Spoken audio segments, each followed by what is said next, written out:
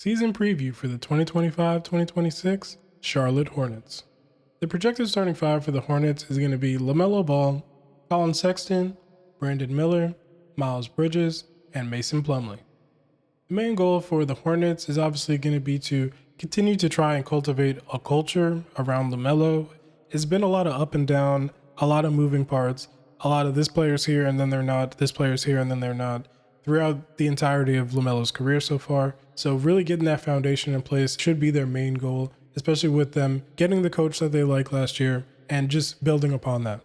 Their other goal should be to try and return to the play-in. Obviously, since I have them where I have them, I don't see that that's going to happen this year. It's definitely a possibility if all the pieces come together and people are able to stay healthy. When it comes to the draft capital that they have coming up, they own their own 2026 first-round pick, so, it may be in their best interest to just not be good again this year. They also have the Phoenix Suns pick for this year, but there's also some protections where it could potentially be the least favorable of Washington or Orlando. And then they have a second-round pick that's either going to be from Golden State or Denver.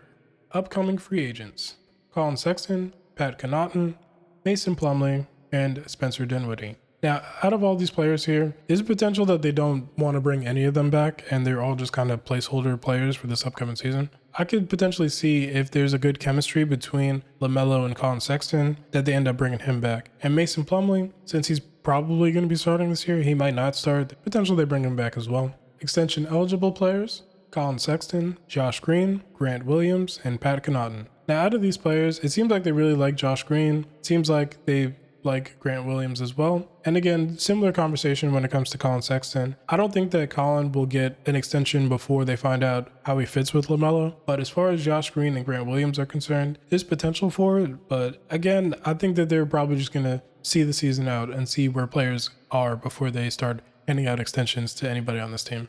Trade block candidates: I'm going to put Colin Sexton here just because if he has a good season, there's potential that they try to trade him for something else. But if the chemistry isn't that good with Lamelo, there's also the chance that they ship him out just to get him out and move Trey Mann into that spot. As far as Grant Williams is concerned, he's just a guy that gets moved now since he left the Celtics, it seems like. He could definitely stay with the team. I would love for Grant Williams to just find a home in Charlotte, but it's always just the potential that he could get traded. Breakout candidate player of the year. So for this spot, I'm definitely going with Brandon Miller. You could argue that he already kind of broke out last year, averaging over 20 points per game, but he only played 30 games. In this upcoming season, we want to see him do it over a larger sample size, Let's see if Brandon Miller could really be that number one option type of scorer over a full season. And I think that he could do it, to be quite honest. And with that being said, I have the Hornets as the number 27 team in the NBA in the 2026 season.